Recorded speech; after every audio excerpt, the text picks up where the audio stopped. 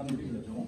21세기 지금 같은 세상에 부정선거 어디 있어 다 그랬는데 좀 전에 뉴스 보셨죠? 연합뉴스에서 트럼프 대통령하고 바이든 후보가 나오는 장면 유심히 보신 분들은 아실 겁니다.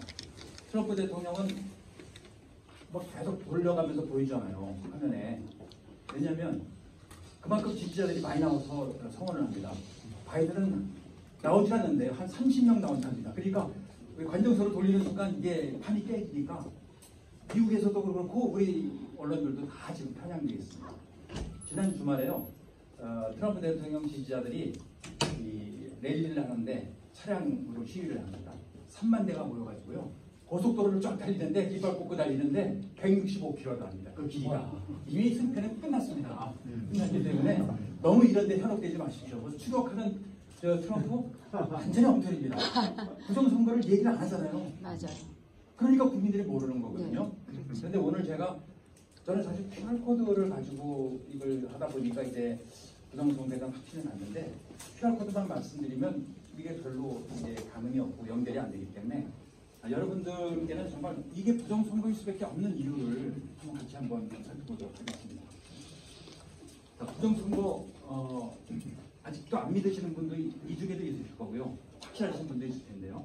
지금 탑 10이라고 해서 이렇게 만들어서 많이 보냈습니다. 여기 보면 뭐 빛의 속도로 전달되는 표지, 이거 이번에 그 박지원 변호사가 확실히 찾아냈지 않습니까? 저도 그걸 보고 깜짝 놀랐는데 우체국 사이트 들어가서 그 배송번호를 쳐보니까요, 33km를 1분 만에 접하였습니다. 대단한 게 완전히 뭐 정말 말도 안 되는 얘기들이 너무 많아서 이렇게 한 20가지를 요약해서 했는데, 이거 하나하나가 사실은 다 무효표 또는 선거 무효가 될 사안이지만, 이런 걸 말씀드려도 국민들이 뭐 별로 감흥이 없고, 그래 투표 관리에 부실은 있었지만 부정선거는 아니다, 이렇게 지금 작전을 짠 것 같습니다, 우리 여권에서는.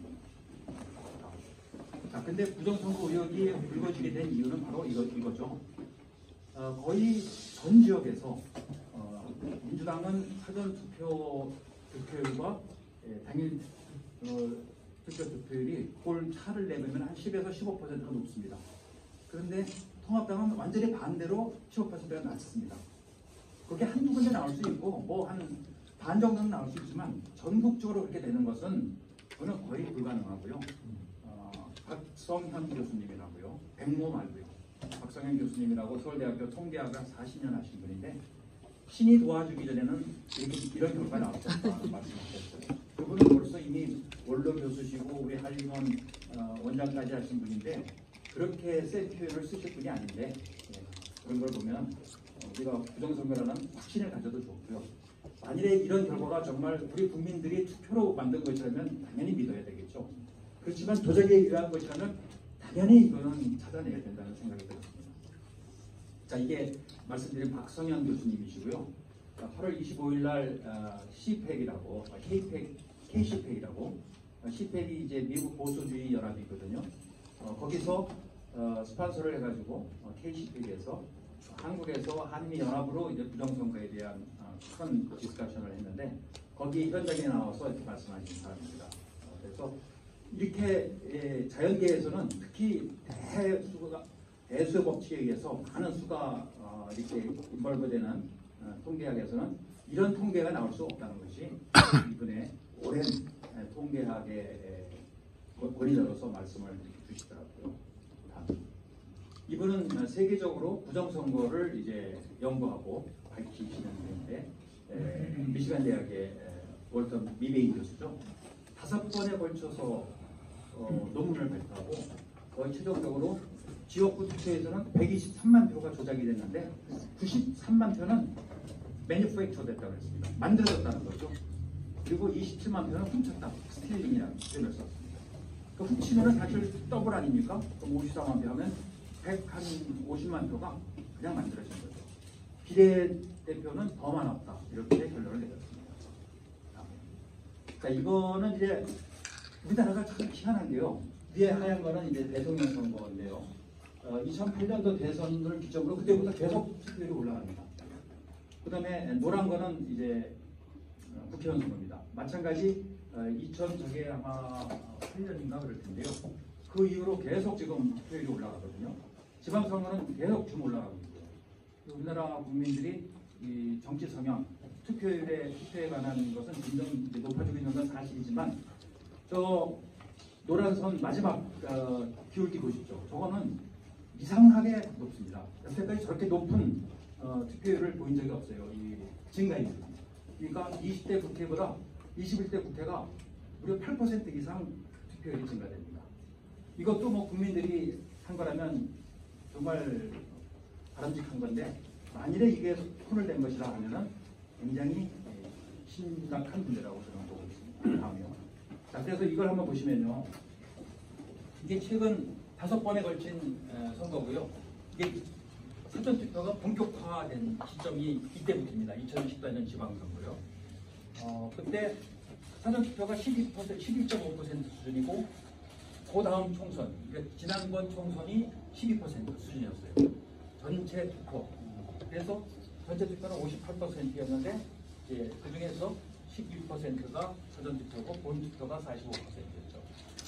그냥 문재인 대통령이 당선된 그 보궐선거 보면은 77%로 아주 탑을 찍었습니다. 전체. 그리고 이때부터 사전투표 투표율이 26%로 점핑을 합니다.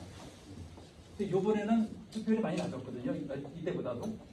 여기 대통령 선거 77%고 이번에 66%니까 11%가 낮았는데도 불구하고 이 수치는 오히려 이번에 사전투표가 더 높아진 겁니다. 그래서 이런 거에 대한 문제의식을 가지고 좀 접근을 하도록 하겠습니다.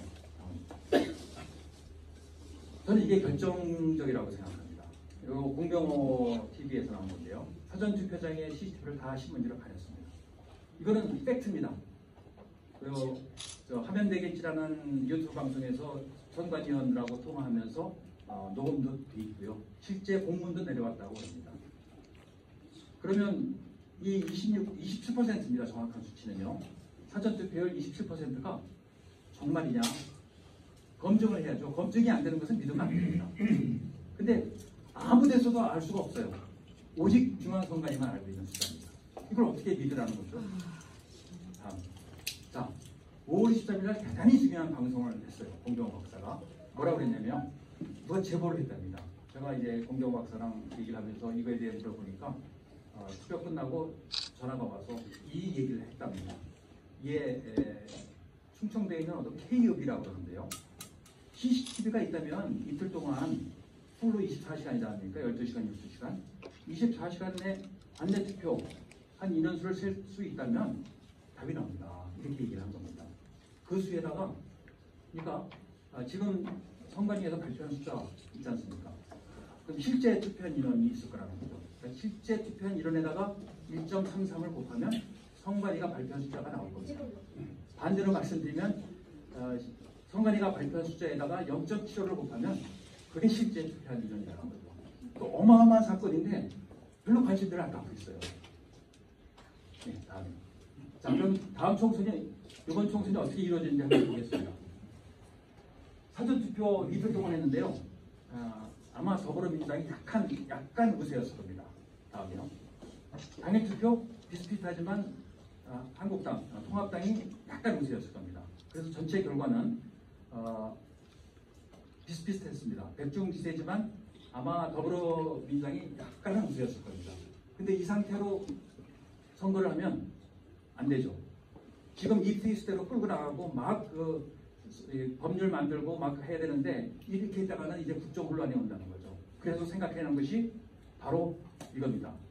다음. 이 까만 부분이 있지 않습니까? 이만큼을 만들어낸 겁니다. 어떻게 만들었는지 이제 한번 보도록 하겠습니다. 그래서 전체 결과는 이렇게 선거 결과가 이런 결과가 이제 나왔다고 추정이 되고요. 다음요. 그래서 우리가 해야 될 것은 바로 이 까만 부분을 찾아내고 발표해야 된다고 생각합니다. 네. 자, 한번 이거 보시겠습니다. 역대 최고 사전투표율 27%인데요. 사전투표율이 27%라는 건 이겁니다. 그렇죠? 19대 대선 때 26.8%니까 비슷하죠. 비슷하지만 그 내용은 완전히 다릅니다. 왜냐하면 19대 대선에서는 3,280만 명이 투표를 했고요. 이번에는 2,910만 명이 투표를 했습니다. 그러니까 여기서 얼핏 봐도 360만 명이 적게 투표를 했거든요. 360만이 적게 투표했는데 사전투표는 오히려 더 늘었습니다. 그리고 사전투표 대 당일투표 비율은 대략 35대 65 정도가 여태까지 물론 두 번밖에 안 되지만 근데 이번에 그것이 40대 60으로 완전히 사전투표가 올라간 겁니다. 근데 여기서 사전투표 인원수를 공개를 했으면 이런 의심을 안 갖죠. 범인은 자기 범죄 행각을 감추려고 그러지 않습니까? CCTV를 항상 피해서 다니고 범장을 다 지우고 바로 그것이 이 범죄에 증거라는 그런 생각이 듭니다. 그래서 저희가 갖는 근본적인 질문은 사전투표 인원수는 정확한 겁니다. 역대 최고 사전투표율 27%인데 이 숫자는 중앙선관위만 아닙니다. 아무도 모릅니다. 그리고 그 증거로 바로 사전투표장에 CCTV를 가리라고 하는 거죠. 자, 검증할 수 없는 것은 믿을 수 없습니다. 박성현 교수가 말씀하신 대로 이건 믿을 수 없는 공개고요. 미베이 교수 논문에서 부정선거라고 분명히 밝혔습니다.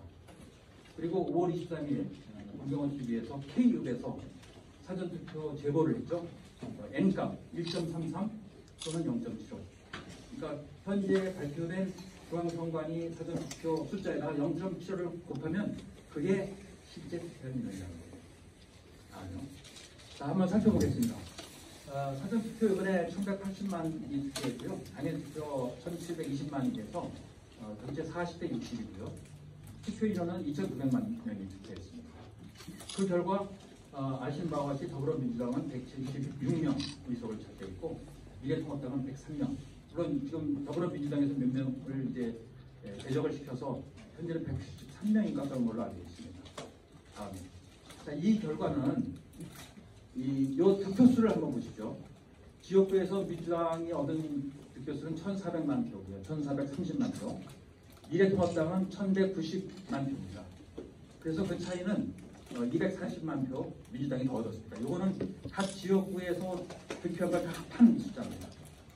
득표 비율은 49.9 대 41.5 해서 8.4%를 앞섰죠. 선거구당 그래서 그러니까 전체적 250합으로 나눠본 겁니다. 그래서 선거구당 더불어민주당은 한 5만 6천 표, 5만 6,700표를 얻었고 미래통합당은 4만 7천 표 정도를 얻어서 선거구당 한 9,600표씩 졌습니다. 통합당이. 그렇기 때문에 이런 결과가 나온 거죠. 그거는 이게 맞다면 그 결과는 당연하다. 그렇게 보시면 되고요. 자, 그런데 아까 말씀드린 그 N값 사전투표 숫자가 조작이 된 거죠. 부풀려졌으니까 그걸 다시 원위치시키자. 0.75를 곱해주면 되죠. 그래서 296만 표를 빼줘야 되죠. 어디서 빼주냐? 민주당이 얻은 사전투표에서 빼줘야 되죠. 그 결과를 보면 바로 밑에 나온 바와 같이 한번 들어주세요. 네. 이제 이것은 이제 총 투표자죠. 총 투표자가 2,600만 명으로 줄어듭니다. 줄어들고 나니까 이 수치가 사전투표가 20%로 비슷해졌죠. 지난번하고. 그리고 사전투표 대 당일투표가 34대 66으로 비슷해졌죠. 저는 이 숫자가 거의 맞는 숫자라고 봅니다. 다음에. 자, 그래서 요거를 더불어민주당에서 이제 빼줘야죠. 1,430만에서 296만을 빼주는 이런 결과가 나옵니다. 보십시오. 바로 1,137만 표를 줄어들고요. 지역구당 44,900표, 45,000표 정도밖에 못 가져갑니다. 미래통합당은 47,000표죠. 그러니까 각 투표구에서, 각 선거구에서 2,000표 이상씩 통합당이 이기는 결과가 나올 수 있다. 이건 평균을 냈을 때 그런 거니까요. 이제 지역구마다 편차는 있겠습니다. 자, 문제는 사전투표입니다. 그래서 첫 번째로 투표자 수를 부풀렸다. 부풀리는 방법은 이제 뒤에서 한번 말씀드리겠습니다. 근데 이런 것이 왜 가능했냐면요. 바로 사전투표이기 때문에 가능했습니다. 사전투표는 끝난 다음에 4일 또는 5일 동안 아무도 없는 곳에 CCTV만 설치해놓고 보관하거든요. 그때 얼마든지 모든 행정력을 갖고 있고 모든 권력을 갖고 있는 여당은 바꿔치기 할 수 있는 거죠. 또는 투함할 수 있는 거죠. 그다음에 QR코드 말씀드려야죠. QR코드는 투표자가 누구를 찍었냐는 것을 나중에 파악을 할 수 있습니다. 그래서 이제 여기 계신 분들 나중에 봐서 이제 여당 지지 안 하고 야당 지지하면 그 자손들한테도 영향이 갈 수 있고요. 공무원들은 진급 안 되고 공무원 시험 본 사람들은 붙을 생각도 못 하고요. 뭐 군인들 마찬가지겠죠.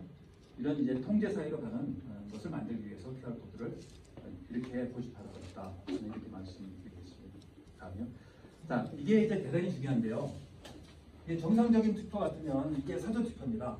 들어와서 신분증을 본인 단말 계단, 확인 계단 들면 이게 연구 단말기를 통해서 중앙선관위 서버로 가서 여기서 주민번호 얼마에 누구는 어디 사는 사람이니까 여기로 들어와야 됩니다. 그래서 자, 이 사람은 여기 마포구 마포 갑구 투표지를 줘라.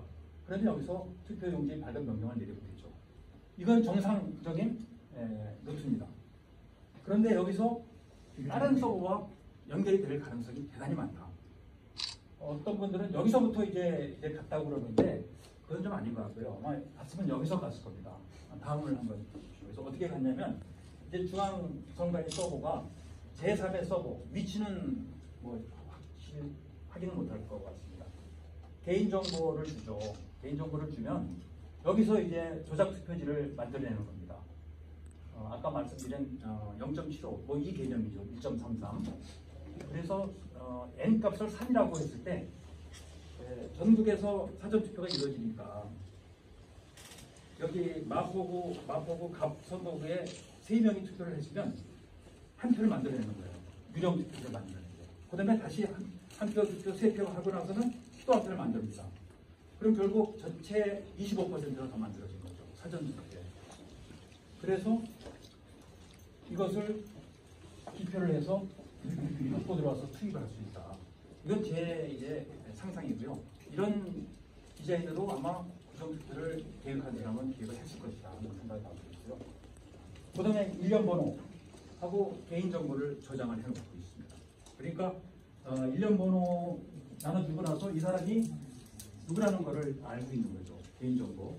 열쇠 자리에 주민번호를 같이 매칭을 시켜놨기 때문에 이것이 나중에 기표할 때, 개표할 때 또 활용이 됩니다. 그 증거를 한번 보여드리겠습니다. 이게 경기도 파주시의 진동면 투표장인데요. 이번에 사전투표가 총 114명이 했고요. 당일투표 67명이 했습니다. 그래서 전체 182명이 투표를 했는데 여기에 인구수는 159명입니다. 뭐 옆 동네에서 와서 했다고 그렇게 얘기를 합니다. 근데 여기는 민통선 안쪽에 들어있어서 들어가려면 신분증을 맡겨야 됩니다. 그럼 투표하려면 또 신분증이 있어야 되잖아요. 여기 들어와서 투표하려고 신분증을 2개 갖고 올 사람이 이렇게 많을까요? 그 전 선거에 한번 보십시오. 그 전 선거에 사전투표에 59명이 있습니다. 그래서 인원이 154명, 주민이 154명인데 138명 투표해서 투표율 90%였습니다. 더 중요한 건 그때 사전투표에서 민주당은 16표 얻었는데 이번에 70표 넘게 얻었습니다. 이거 너무 많이 넣은 거죠. 조작을 했는데 너무 많이 넣은 거고요. 다음이요. 그 다음에 이거는 아주 많이 회자되는 거죠. 부천시 신중동 투표. 여기는 관내 사전투표 18,000명이 했거든요. 민주당은 11,000표 얻었고 통합당은 5,000표 얻었는데 신중동 사전투표소는 한개소입니다. 한개소고 관내 사전투표 18,000표가 2일 동안 한 개 투표에만 넣었기 때문에 투항 간격, 표하고 표를 넣는 간격이 요 계산에 의하면 4.7초에 하나씩 넣는 겁니다. 그래서 와서 넣고 가면 그 다음 들어가서 넣고 이거를 12시간 계속 한 겁니다. 넣어도 너무 많이 넣은 거죠. 그런데 보십시오. 당일 투표는 5만 표 했거든요. 여기 27개 투표구가 있었어요. 우리가 하루밖에 안 했지만 27개에서 했으니까 과는 나누면 13군데에서 했다고 쳐도 이건 말이 안 되는 일이죠. 한 군데에서 18,000원을 한다는 것은 이건 세계 토픽값입니다. 이거는 진짜 결정적인 증거인데 이런 걸 말씀드려도 그럴 수도 있는 거 아닌가 이렇게들 여기는 국민들이 너무 많아서 이해를 못해요. 네. 다음이요. 자, 이제 제3의 장소가 중국이라는 의심을 할 수밖에 없는 증거들이 나옵니다. 자, 우리 2월달, 3월달 코로나 바이러스가 그렇게 창궐하는데 중국을 폐쇄를 안 했잖아요. 들어오는 입국자를 막지 않았잖아요. 그때 이제 사람들은 이렇게 생각했죠. 아, 시진핑을 방한을 시켜야 되기 때문에 이걸 크로스할 수 없다. 근데 사실은 시진핑이 아니라 이 투표지 갖고 온 게 아닌가 하는 생각을 하고 있습니다. 그 이유로서요. 다음에요. 투표지에 이렇게 오자가 나와요. 더불어민주당이고 여기 두 표라고 그래요. 투표가 아니라. 국내에서 이렇게 될 수가 없거든요. 말도 안 돼. 그렇죠. 이게 어떻게 말이 되는 얘기고 국내에서 그 프로그램에 의해서 다 그거 했는데 다음에 이거 박지원 변호사가 이거 딱 보는 순간 아 끝났다 그랬답니다. 끝났다. 근데 아직까지 안 끝났지 않습니까? 이게 빳빳한 투표, 힘권 투표지입니다. 이게 증거보전 신청할 때 딱 열었을 때 본 거랍니다. 그 사진을 찍어놓은 겁니다. 자, 이거는 제가 직접 확인한 건데요. 여기 보십시오. 이거 잘렸어요. 이거 안 맞잖아요. 좌우 여백이. 근데 이렇게 나오거든요. 이거 납품한 데가 미르 시스템입니다. 그 미르 시스템의 대표가 저랑 고등학교 동창이라 가서 확인했어요. 제가. 거기 이사가 한 번 더 들어요. 이게 뭐냐면요. 이게 페이퍼 이젝션 타입인데요. 이게 왔다 갔다 하면 이렇게 여백이 안 맞을까봐 이거를 실리콘으로 고정을 해서 내보냈답니다. 그럼 이런 현상이 나올 수가 없죠. 그러니까 국내에서는 이런 현상이 나올 수 없는 겁니다. 국내든지 해외든지 어딘지 이 선관위에서 나간 게 아닌 제3회에서 앱선 프린트니까 그냥 사가지고 하면 되는 거거든요. 앱선 프린트를 구입해서 했는데 이 이젝션 가이드를 맞추지 않는 거죠. 이런 것들은 결정적인 부정선거의 증거고 정황 증거뿐만 아니고요. 네. 개표 시에는 또 어떻게 되느냐? 여기 이제 투표지 분리기인데요. 여기를 통과할 때 투표지가 저기 스캐닝이 돼서요. 요게 그대로 나옵니다. 그럼 이게 중앙 서버로 갔다면 지금 갔는지 안 갔는지는 아직 안 밝혀졌는데 이게 무선 통신을 할 수 있다 없다 가지고 지금 많이 싸우고 있습니다. 있다면 여기서 제3의 서버와 연결할 수 있죠. 아니면 나중에 이건 어차피 다 돼 있어서 USB에 담아서 보관하게 돼 있으니까 이거 복사 하나씩 해서 250개 갖다 주면 여기서 일련 번호하고 개인 정보가 있으니까 여기 일련 번호가 있거든요. 여기 일련 번호가 누굴 찍었구나 하는 걸 여기 매칭시키면 누가 누굴 찍은 것이 바로 나오죠. 이거는 헌법 위반 사항이고요. 장기 집권을 위한 빅데이터 생성이라는 겁니다. 대단히 중요한 겁니다. 저걸 가르쳐주면 여기 관련된 사람들은 아마 다 종신형 이상을 받아야 될 거라고 저는 생각을 합니다. 네. 자, 이제 QR코드 한번 보겠습니다. QR코드가 사용되는 근거는 공직선거법 151조 6항인데요. 투표용지에 인쇄하는 일련 번호는 바코드 하고 가로치고 컴퓨터가 인식할 수 있도록 표시한 막대 모양의 기호를 말한다. 이렇게 되어 있습니다. 그리고 바코드에는 선거명, 선거구명, 관할 선거한 이명을 함께 담을 수 있다. 이렇게 되어 있거든요. 자, 근데 이게 만들어진 게 2013년에 법을 넣어서 2014년에 만들었습니다. 1월 달에. 그런데 이것 때문에 바코드 쓴다는 것 때문에 여야 의원들이 난리가 났어요. 그 당시는 한국당이 여당이었죠.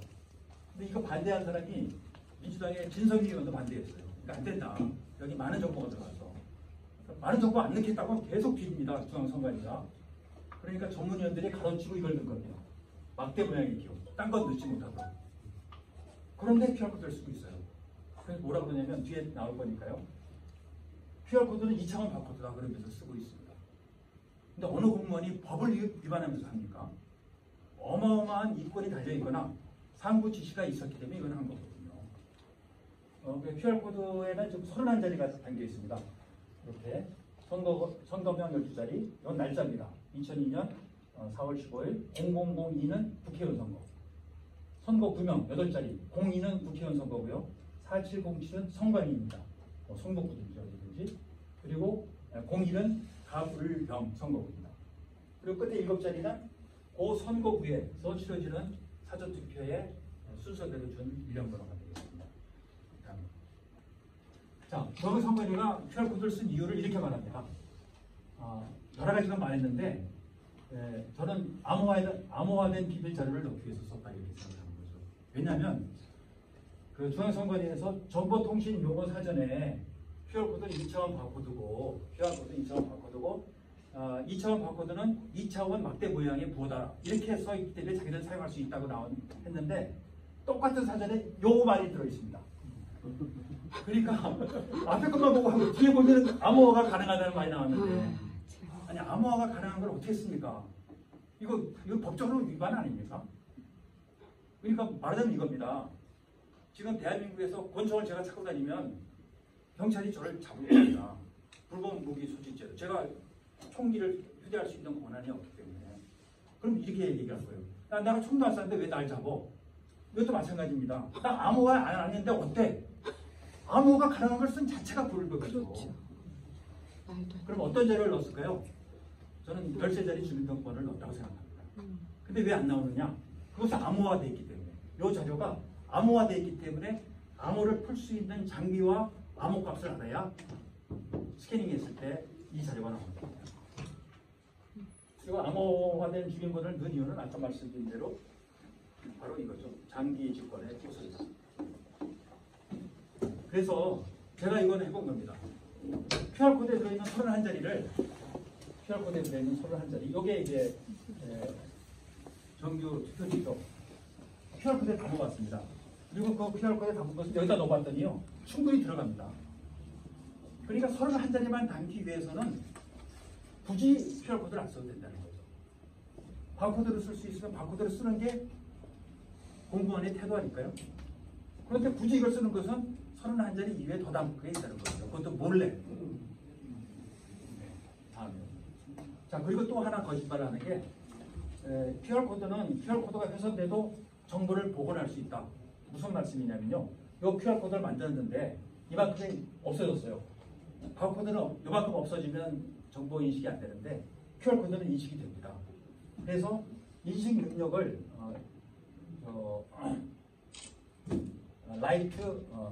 라이트, 미디엄, 쿼타일, 하이 이렇게 로우죠. 로우. 그렇기 때문에 이렇게 네 가지를 했는데 여기 충분히 하이를 할 수 있는데요. 로우를 계속 고집합니다. 그럼 자기들이 말한 복원력이 중요하다고 그랬으면 복원력이 높은 하이를 해야죠. 한 이만큼 3분의 1이 없어도 이거는 복원이 가능하거든요. 근데 이거는 3분의 1이 없어지면 복원이 안 돼요. 그럼 충분히 여유가 있는데 이게 31자리밖에 안 담기 때문에 이거는 77자리까지 담을 수 있어서 충분히 여유가 있습니다. 그래서 하이를 했는데도 불구하고 하이를 할 수 있음에도 불구하고 로우를 고집하는 것은 자기들이 뭔가 거기에 더 담을 자료가 있기 때문에 세이브해야 된다는 거죠. 여유 공간을 만들어야 된다. 개인정보 없다고 거짓말해요. 근데 개인정보 있고 없고는 자기들이 말해서 될 게 아닙니다. 왜냐하면 이게 덴소 웨이브라는 일본제 QR코드인데요. QR코드를 만들었고 지금도 제일 어드밴스한 회사입니다. 그래서 여기 뭐라고 했냐면요. SQRC, Secured QR 코드는 두 가지 인포메이션을 담을 수 있는데 오픈된 퍼블릭 데이터와 공개되지 않는 비공개 자료, 프라이빗 데이터를 담을 수 있다. 그래서 공개 자료는 일반 스캐너로 그냥 식별이 가능하지만 비공개 자료는 암호값과 전용 스캐너가 있어야 됩니다. 그래서 아까 말씀드린 이 13자리 주민번호가 암호화되어 있다면 대단히 위험한 상황이라는 말씀이고요. 이게 캐나다에 계신 이경복 회장님께서 보내주신 자료인데요. 이게 덴소에서 만들어준 SQRC입니다. 여기에는 31자리 일반 자료와 13자리 비밀 자료를 담고 있어요. 그래서 요걸로 스캐닝 해봤거든요. 휴대전화로. 그랬더니 31자리 쫙 나왔습니다. 그 다음에 요걸로 했어요. 이제 전용 스캐너하고 비밀값 써서. 그랬더니 공개 자료 플러스 요거 나오죠. 여기 뒷자리가 요겁니다. 아마 이경복 회장님은 주민번호 같더라고요. 4101 이후에 1025 810. 41년생 1월 29일. 예. 그 앞에 8자리에다가 이제 뒤에. 그래서 이건 뭐 이런 정보를 숨길 수 있는 것을 썼다는 것 자체가 벌써 이거는 탄핵감입니다. 탄핵이죠. 탄핵.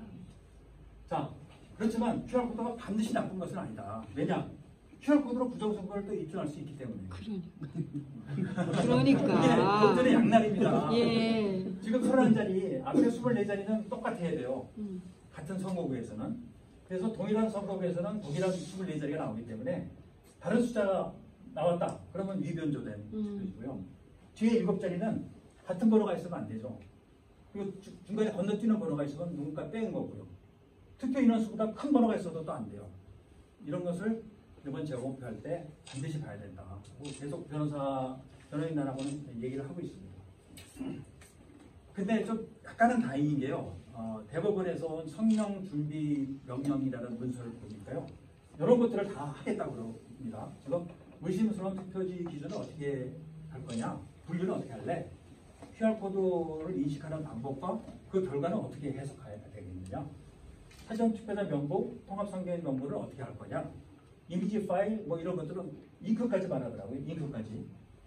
그리고 사전투표지 발급기, 투표지 분류기, 내장 장기, 개수기 등에 대해서 전부 다 망라해서 의견을 구하고 있어요. 그것은 대법원에서도 이번에는 그냥 육안으로만 보고 넘어가지는 않을 거라는 그런 지금 희망을 갖고 있습니다. 그걸 성명 준비 명령을 예, 선거관리위원회를 상대로 했습니까? 양쪽 다 원고피고 다요. 그러니까 결국은 선거관리위원회에서 저걸 제대로 자료를 줘야 되거든요. 그렇죠. 그 자료를 안 주면은 안 주면 저희들이 일어나야죠 이제. 그래서요, 이번에 재검표가 세 군데거든요. 민교 후보, 이현주 후보, 충청권은 어딘지 잘 모르겠어요. 근데 이게 제일 먼저 합니다. 그래서 이번 금요일 23일 날 오후 2시인가요? 대법원에서 이거 이제 성명 준비, 변론기일 심리를 한다고 그러더라고요. 여기 지금 다 최선을 다하고 올인하고 있습니다. 그럼 선관위에서 저게 대법원으로 보낸지를 계속 확인을 하세요. 왜냐하면 선관위에서 저걸 잘 안 보낼 거예요. 자기들이 분리하면은 네. 저 자체를 조작해서 보내거나 또는 뭐 시간이 지나서 없어졌다거나 네, 이번에 다 없어졌을 것 같아요. 그래서 네. 그런 핑계를 대고 저게 대법원에서 예. 명령했잖아요. 예, 예. 저게 왔는지를 계속 확인을 하세요. 네, 알겠습니다. 다음요. 자, 그 재검표는 우선 유관에 의해서 하고요. QR코드 분석하고요. 여기서 이상이 없으면 통합선거인 명부에서 사전투표자 전수 조사해야 됩니다. 뭐 민교 의원 거기 한 5만 명인데 그 동별로 하면은 한 몇천 표씩밖에 안 되거든요. 한 군데 딱 잡아가지고 전화해서 다 하면 분명히 가짜 투표가 나올 겁니다. 그리고 또 이미지 파일까지 분석을 하면 이 네 가지 방법만으로도 잡을 수 있다는 생각을 하고 있습니다. 네, 잠깐만요. 예. 지금 그 통합선거인 명부에 전수조사를 하면은 걸릴 거다라고 이제 추측을 했었는데 예. 이번에 어떤 일이 생겼냐면 10월 5일부터 예. 그 주민등록 시스템이 그러니까요. 두 개가 생겼죠. 예, 예. 그 하나가 뭐냐 하면은 옛날에는 그 1, 2하고 그 다음에 번호 만드는 거를 예. 사람이 만들어서 예. 그걸 사람이 보관을 했어요. 근데 이제는 이게 랜덤하게 만드는 프로그램이 만들어 버립니다. 그렇게 되면 어떻게 되냐면 기계가 우리나라 사람들은 동명이인이 많잖아요. 이용식 치면은 10명, 20명이 나오잖아요. 거기에 번호가 계속 생성이 되더라고요. 직접 해보니까. 그래서 만일에 생년월일하고 이름 쳐놓고 한 번 누르면 번호가 생성되고 한 번 더 누르면 또 다른 번호가 생성돼요. 그게 어디에 이용되는 거냐 하면 그걸 가지고 QR코드를 만드는 거예요. 그렇다고 생각을 하면 지금 통합선거인 명부를 들어가 보면요. 동명이인인데 주민번호가 다른 사람들이 다 나올 겁니다. 예. 아까 세 장 중에 하나가 가짜라고 했었잖아요. 4장 25%. 예, 예. 25%가 이제 가짜의 가능성이 투입이 된 거거든요. 그래서 제가 늘 주장했던 게 뭐냐면 360만 표가 이게 위조 투표지다. 그 중에 일부는 우편 투표로 예, 예. 된 거고 나머지는 이제 관내.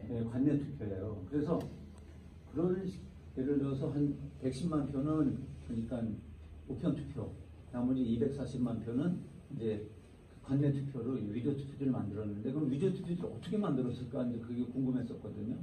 근데 그게 바로 그 지금 정부에서 하는 그 새로운 주민등록번호 체번 시스템이라는 거예요.